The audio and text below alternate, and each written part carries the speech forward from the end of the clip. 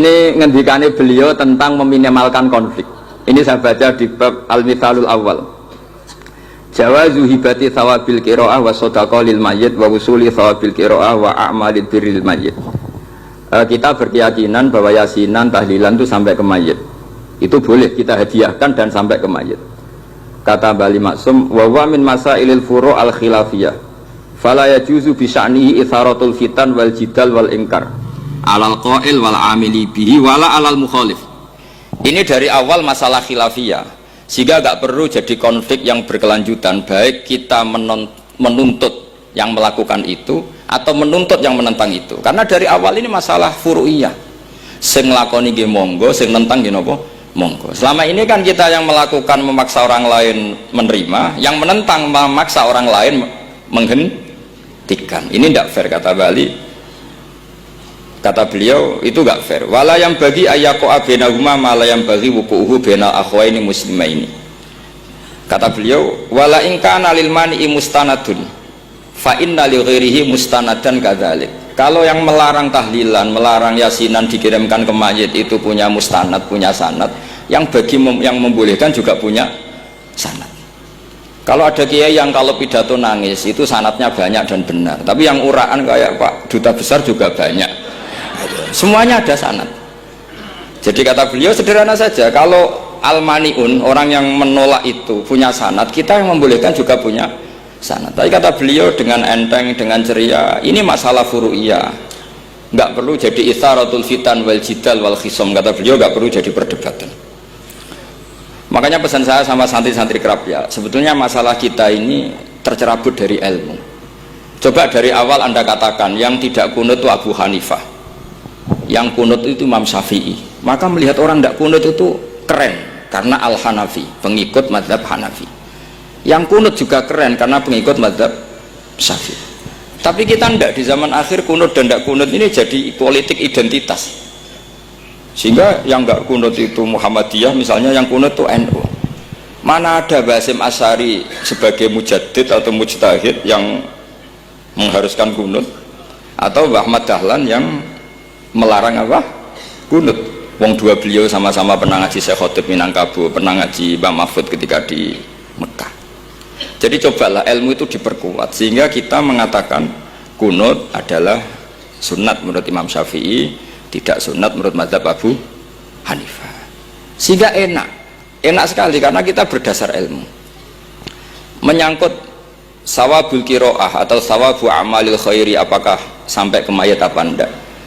Ini kata beliau, kata Mbah Ali Maksum, beliau justru menukil Ibnu Taimiyah yang notabene sering dipakai dalil para orang-orang sana. Saya tidak tahu itu orang sana, itu Pak Duta itu yang tahu itu.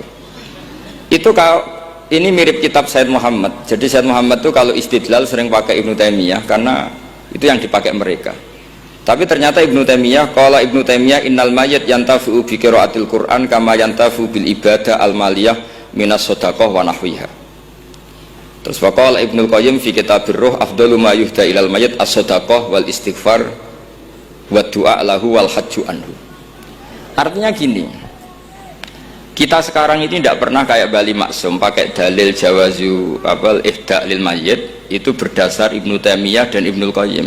Kita seakan-akan Ibnu Taimiyah itu orang yang pasti melarang itu, sehingga kita itu terus mengatakan sing nyunatno tahlilan ku sopo, Mbah Hasim atau Mbah Fakih atau siapalah, meskipun riwayat ini mukhtalifah dari Mbah Hasim.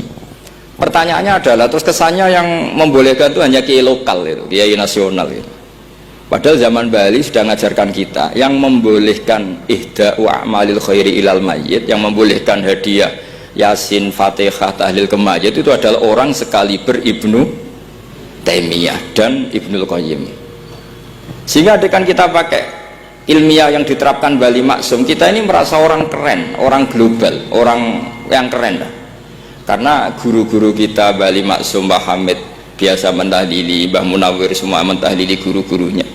Di level ulama global ada Ibnu Taimiyah dan Ibnu Qayyim. Tapi karena kita tidak baca, seakan-akan tahlilan itu hanya tradisi lokal yang tidak di ACC, tidak disetujui ulama kelas internasional. Padahal di sini jelas diceritakan Ibnu Taimiyah berpendapat qiraatul Quran yang dihadiahkan ke mayit atau tahlil itu boleh. Jadi ini sangat penting supaya orang itu pakai tradisi ilmu. Saya pernah ngaji sama Mbak Mun, diberitahu kalaupun Rasulullah pernah kunut sekali, biasanya perdebatan kan oke, Rasulullah pernah kunut tapi ahyanan. Pertanyaannya adalah setiap Nabi pernah melakukan sesuatu itu akan menjadi sunnatan mutabaah apa enggak? Tentu jawabannya iya. Nabi meskipun melakukan kunut andekan hanya sekali, tapi karena pernah dilakukan Nabi, maka kebaikan ini akan menjadi sunnatan muttabaah, sunnat yang harus kita ikuti terus atau boleh kita ikuti terus. Jadi nggak boleh misalnya Rasulullah itu puasa Senin Kemis juga ahyanan, tidak selalu. Rasulullah itu tofa rokiban juga ahyanan, bukan selalu. Tapi apa saja yang pernah dilakukan Nabi maka berstatus itu akan sunnat ila yaumil qiyamah. Sehingga nggak bisa misalnya di hadis itu ahyanan, kemudian kamu beristidlal ini boleh dilakukan hanya ahyanan karena Nabi juga melakukan hanya ahyanan. Tidak bisa seperti itu.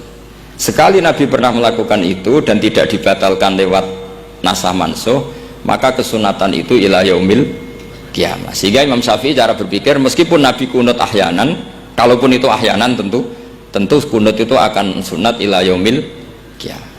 Bagi yang tidak mensunatkan nggih monggo, itu ada Abu Hanifah. Makanya kata Mbah Maksum, kata Mbah Ali Maksum di sini diberi muqaddimah wa huwa min masailil furu' al khilafiyah fala yajuzu bi sya'nihi itharatul fitan wal jidal wal ingkar alal qail wal amili bih wala alal mukhalif. Jadi kita sendiri disarankan beliau, kamu juga nggak usah nantang debat sama mukhalif karena dari awal sudah masalah-masalah yang apa? Khilafiyah. Lalu terakhir pilihan-pilihan terus kemudian tetap memancing polemik. Saya mau cerita lucu di Ihya yang katanya kitab sakral itu ya punya sisi lucu, sisi unik. Nabi Musa sebagai Nabi Bani Israel itu sering digugat karena orang Israel itu tukang debat. Terus Nabi Musa minta ijazah, ya Allah saya kasih ijazah seperti tadi beliau minta ijazah Mbah Mun tadi, minta ijazah yang supaya orang itu tidak bisa berkata buruk sama saya, semuanya muji saya. Jawabannya Allah itu unik, ya Musa hadza syai'un lam asna'hu li nafsi fa kaifa asna'uhu bika.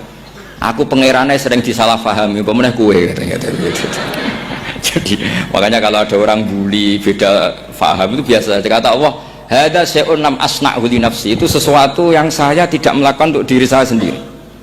Kata Allah, saya ini Tuhan yang mengatakan saya punya anak ya banyak, yang anggap saya bakhil ya banyak, yang salah paham dengan saya banyak, padahal saya ini Tuhan. Kalau saya mau tak bungkam semua itu orang, itu saja tidak saya lakukan. Apa mereka terima Nabi?